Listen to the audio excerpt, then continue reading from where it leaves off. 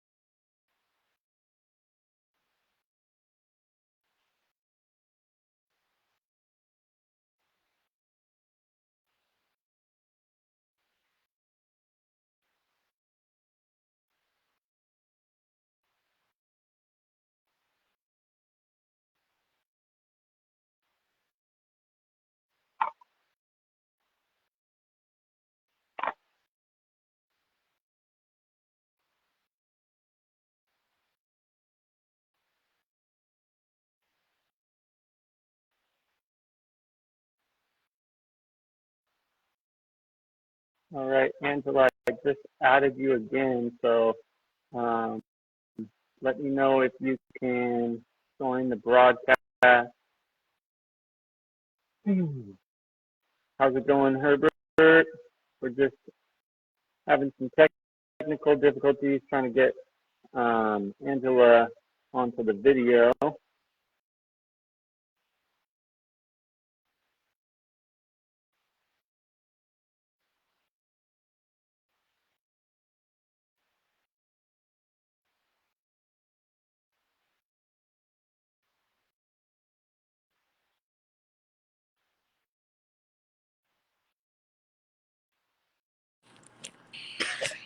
Hello.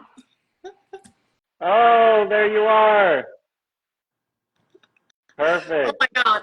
Good to see you. I'm glad you made Good it. to see you. Oh, that took a while.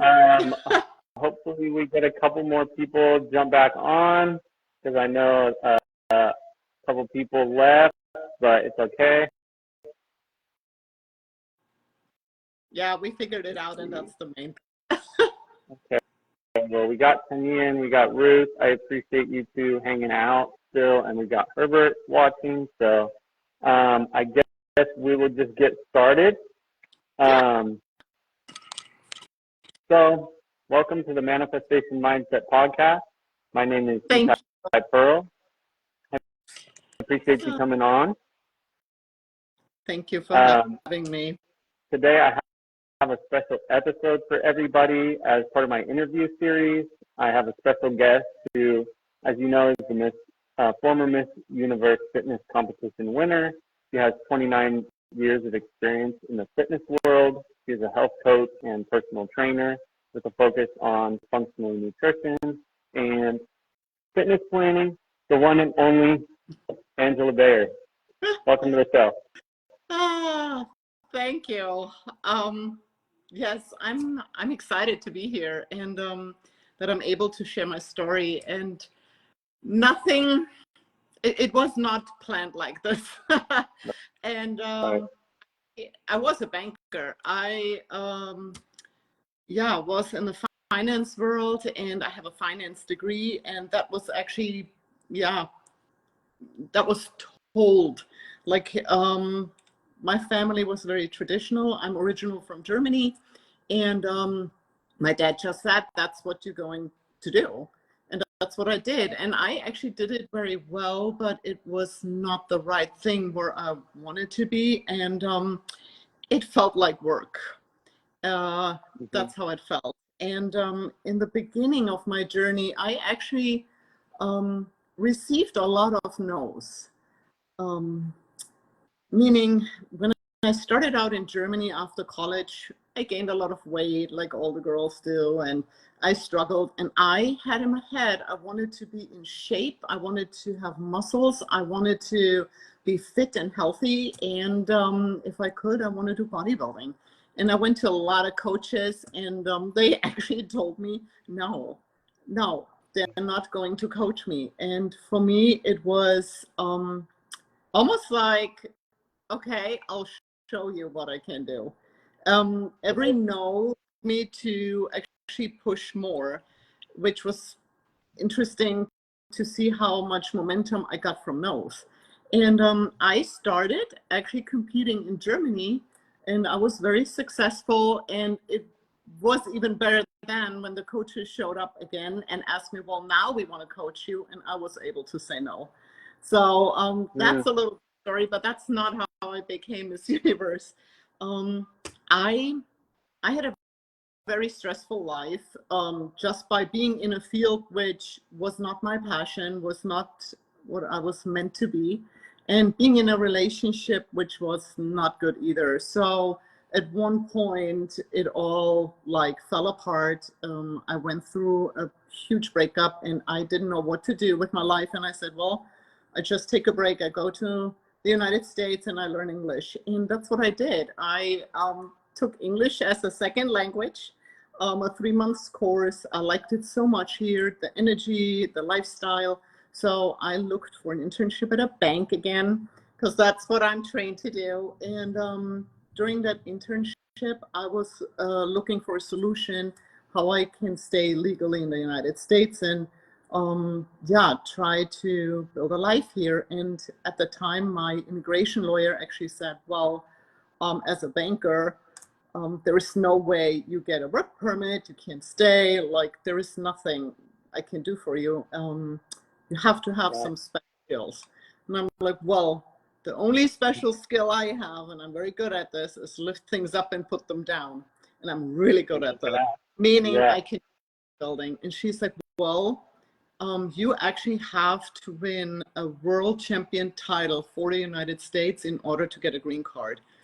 I'm like, for quite a while, digesting what she just said. And I'm like, well, I just give it a shot. I just give it a shot because I know why I was doing this. And I just wanted it so bad.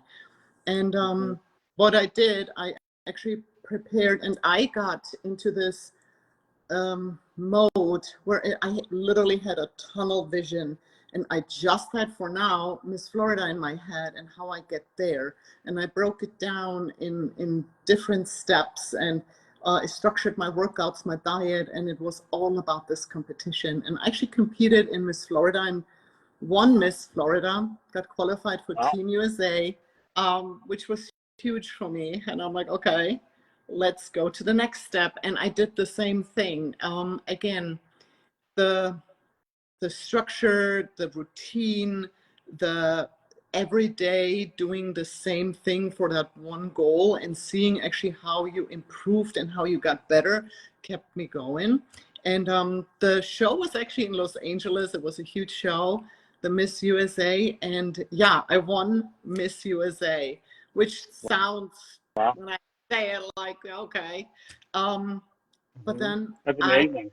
It was quite a thing. And then I was able to represent the United States at the Miss Universe show. And at that point, I can't even tell you, I don't know what could have happened that I would have stopped. And that's what I actually did. I wrote down a quit list, a list of things. If this would happen, I would stop. And that were actually two things. If something would happen to my family, that I have to go back to Germany and help them, or if I get injured and I can't continue. Otherwise, nothing stops me now.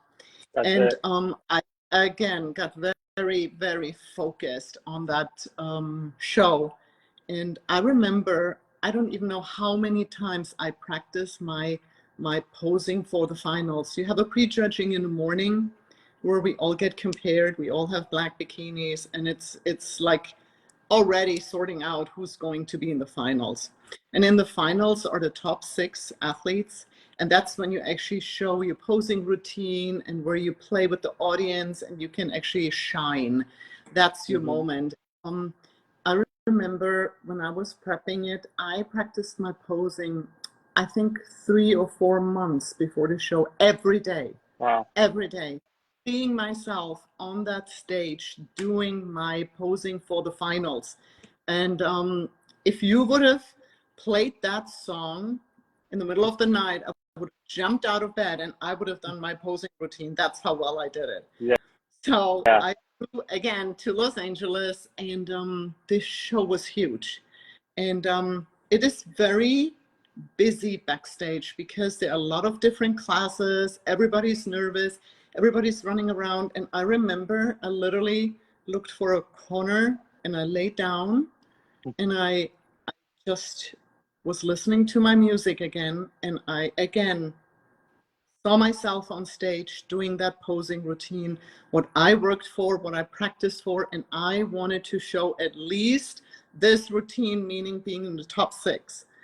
So it was a great day. I was in tip-top shape. Everything went well. I had a really good feeling. It was a good start. And then I remember after the show, like the morning show, you have a short little break. And then you go to this list where you see the top finalists and you walk over there and you actually see your name. Then I'm like, wow, I can do this routine. So I was excited and yeah, I like the stage. I like being on stage. So I had a American flag bikini on, and I remember doing my posing routine. It was to Here She Stands by Michael W. Smith. It's about the American flag after September 11th. This was a very emotional song, and the audience loved it. You could feel the energy. It was good. And when you actually have that lineup and they count down who placed 6th, who placed 5th, who placed 4th, and you're still standing there, and you're like, oh my God, top 3. I'm under the top 3, so I get bronze, silver, or gold, like something. And they call out number 3, and then number 2. I could usually see actually on how I check my number if this is really me. Yes, I won Universe. And that's incredible. It was amazing. What was interesting about this whole experience when I look back, and a lot of people ask me about this, how did you feel after you won Miss Universe? How did you feel? And everybody expected, I could tell, that I would say, oh, I'm the happiest person ever. To be honest with you, the happiest time was the preparation for it, the whole process, the work, the getting ready for it. When I won Miss Universe, I felt relieved. That's what I felt. It was like, yeah, it was a relief. And after this, of course, I made my passion my profession, and I became a personal trainer and health coach, and I started building a business. And yeah, now I'm helping clients to lose weight, to build muscle, to get healthy, and that's what I love doing, and it doesn't feel like work. It's just what I do. Yeah. That's amazing. Journey. Can everyone drop number 1 in the chat for the number 1 competitor here? Just drop a 1 in the chat. If you guys are still here and listening, that's amazing. So, wow, what an incredible story. And I think it's amazing that even after that, you could have easily just quit and said, okay, I got the Miss Universe. I don't need to, do much anymore. And I finished my goals, but you went even further, and now you're helping other people, lose weight and get their fitness journey. And that, that just says a lot about you and how, you now want to bring that feeling to the rest of the world and other people. And that's really amazing. I love that. Yeah. Yep. Mm-hmm. So the whole perspective changed too. Like at the beginning, it was more about the look, and now it's more about the health. And when you're healthy, right. So it goes together. Definitely. So because this is a podcast about mindset, I know we talked about some of your top mindsets that contributed to obvious massive success. We talked touch base on a few things like organization, your routine, your different structure and adaptability. I know you mentioned like doing the hardest thing first, and planning your day out. If you could go over a little bit more about that for the audience. Sure. My top 3 mindsets. Number 1 actually is this the best I can do? When I do something, I always ask myself, is this really the best you can do, Angela? Is this the best? If it comes to food choices, if it comes to a workout, if it comes to relationship, if it comes to business decisions, if it comes to financial decisions, I always ask myself, is this really the best you can do? Right. That's the first question I ask myself. And most of the time, I can do a little better, and I always improve.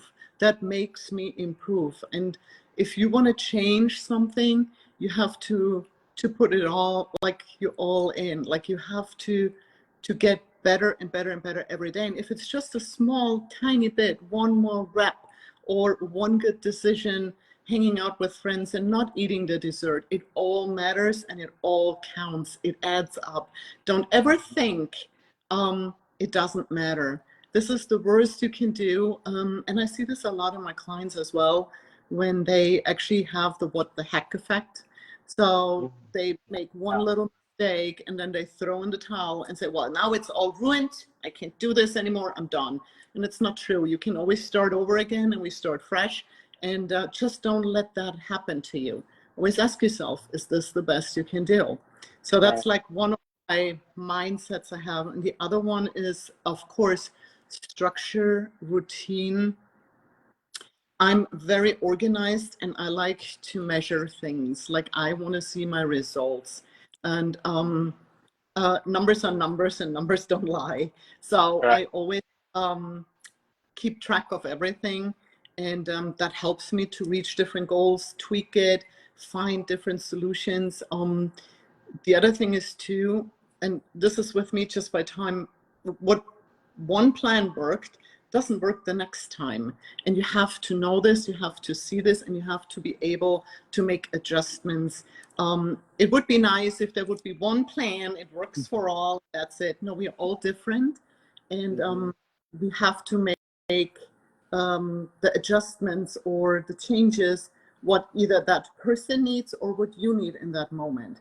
And there is not one solution, but if you don't measure, you don't know. So this is for me a very important aspect of this all. Yeah. And I have like action plans, and like the hardest first, get it out of the way, because you want to like feel good if you accomplish something, and then you get momentum, and then one thing comes to the other, and it's like a snowball effect, like you said. Yeah. Right. Yep. Mm-hmm. Yeah, I love that. That's beautiful. Awesome. And so I know we spoke a lot about different mindsets, and I know that a lot of people, they get kind of stuck in the information of it all. They go, oh, okay, I need to do this and I need to do that, and I've got all this information. But how do you actually go beyond just the idea and the information and actually implement these ideas when maybe you're having a hard day, or you're questioning yourself, or you're thinking, oh, is this just too much? Kind of how do you keep that accountability and create, that implementation over a long period of time until you can reach that goal? Really good question. Okay, I always have a goal. I know why I'm doing something. It's very important, if you decide to do something, know why you're doing it. Why? If you know why you're doing it, then you know where the journey goes. And then I break it down in goals, like I said before. But if it gets really tough and hard, I get smaller and smaller and smaller goals. So sometimes I just live for today. I just get through today. And to just follow me on this one, and this is maybe a good example how I approach things and how actually clients can, or your listener can approach things. If I would tell you, in order to be healthy and in shape, you can never, ever eat pizza again in your life. You would say, this woman is crazy. This is insane. I can't do Right. this. No, I'm not doing it. But if I tell you, how about just today, you're not going to eat a pizza. Just today. Today you have a clean diet. Tomorrow you can eat a pizza. You can eat whatever you want tomorrow. But today, just today, you eat clean. And guess what? Tomorrow, it's today. Tomorrow never comes. Right. It's always today. Mm-hmm. That's how you get through years over That's years of smart. not eating junk. It's never tomorrow. It's always today. It's always the present moment. Yeah, right? the present moment. Yeah. Mm-hmm. Yeah. That's awesome. There. That's a great hack. And I know one more thing you mentioned, we had a conversation before, is you said life is hard and pick your hard, right? I really like that one. Just think about it. I mean, this is my take on it. It sounds maybe a little harsh, but yeah, life is hard. Life is hard. Pick your hard, meaning, okay, I rather work out every day. I rather take care of my sleep. I rather eat clean and be in shape and healthy and can do a lot of things and have no pain and have a lot of energy. Or you can say, well, I don't care what I eat. I'm not working out. I'm not doing this, this, and this. And you're 100 pounds, 50 pounds, whatever, overweight. You have achy joints. You have health issues. You can't buy the clothes you want. You have trouble putting your shoes on. You have anxiety going on an airplane because the seat's too small. Pick your heart.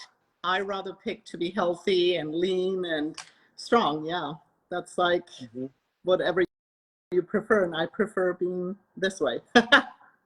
If you're going to go through it, you might as well go through it in a way that's going to benefit you instead of hold you back, right? Life's too short for suffering. There you go. Well, I know that you went through some big struggles to get to where you are, and a lot of times we learn the most in our biggest struggles. And so I wanted you to maybe recap a moment or two where you were going through something really rough. I know, you were rejected by multiple trainers at first, and then once you started doing well, they all kind of flocked back and, oh, can we train you now? So what were a couple of struggles you went through, and how did you kind of get through those struggles in the moment? Yeah, like I said, for example, when I started out, and I did that internship at the bank, for example, I made $400 a month. Wow. And I really had to budget, and I had to get ready for a bodybuilding show. And I really learned, and again, my world became really small. And I took it day by day. I was not allowed to get a second job because it was an internship visa. I didn't want to get in trouble, didn't want to do anything wrong. So yeah, I didn't have a lot of money, and I understood how to work through this, find solutions. And again, I lived day by day by day. And it's so funny when you think about it. When I look back, I don't know how I did it, but I remember, I'm like, wow, I made it through another day. And I actually had a calendar with like a regular calendar on the wall where I put stickers on for every day I made. And I actually saw how many days I made it. And that kept me going. Well, yeah. And like I said, people didn't support me, and I just didn't give up. It actually gave me the power or the energy to push more forward.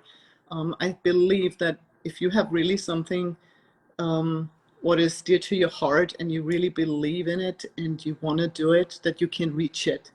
And you will find your tribe. This is also something what I experienced. I had people who never supported me in Germany, and now I have a really good support group and good people around me, which is amazing, and that actually keeps me going. And it's my clients, it's friends, family, yeah, support. Wow. Well, that's truly inspirational. I know a lot of people that just get started on something and it's a little difficult, and people tell them they can't do it or whatever, and they quit too soon. But from someone who's actually achieved some like incredible things, some things some people probably couldn't even dream of accomplishing in their entire life. Just knowing like you had to start somewhere too, right? Like you had the same struggles that these people are having, and you still made it to the end. Like that's an inspiration, for a lot of people. So congratulations. I mean, yeah. And thank you for continuing to, help people even after you've done so much for yourself, and helping inspire other people to do the same for themselves, or, follow their dreams and their passions. Yeah. It's amazing. That's actually why I love my job. And it sounds crazy, but I actually like underdogs. I like those who are very depressed or tried everything and didn't get where they wanted to be. And like I said, if my client doesn't quit, I don't quit. I'm with them all the way. We always find a solution. There is always a solution. It's just, I think, very narrow-minded if you get pushed in one direction and if you don't fit, it doesn't work. That's not true. People are all different. We are all individuals, and that's how you have to look at it. And if it doesn't work that way, it works another way. But everybody can reach their goal. Like I said, you have like my full support, and I figure it out with you.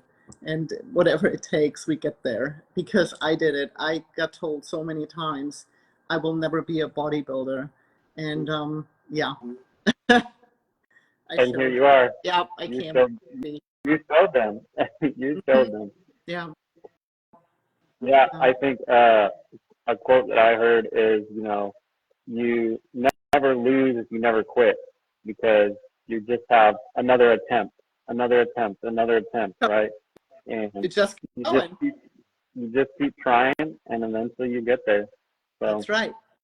You're a true testament for success. And I think, at this point, some people might be inspired. They might be like, wow, I really want to get some coaching from you, some guidance from you. So I know you just recently joined the Manifestation University, and you are working on a digital course so that you could reach a lot of people. And so that's in the works.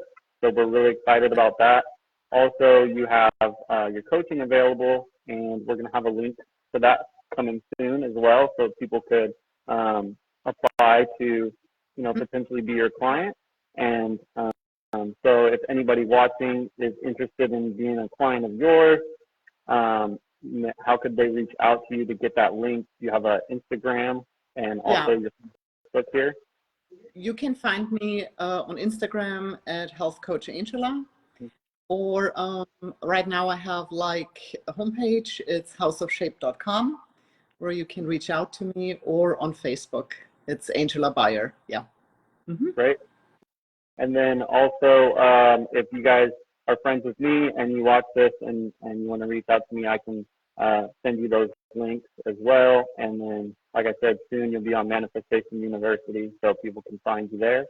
And I can't wait to see you do your course and continue to work with you in the future. And, I'm just incredibly proud of you and everything you've accomplished, and super happy to be able to have this chance to speak with you today. I'm really grateful for that, and I appreciate you being here. Oh, thank you so much, Itai. It was a pleasure.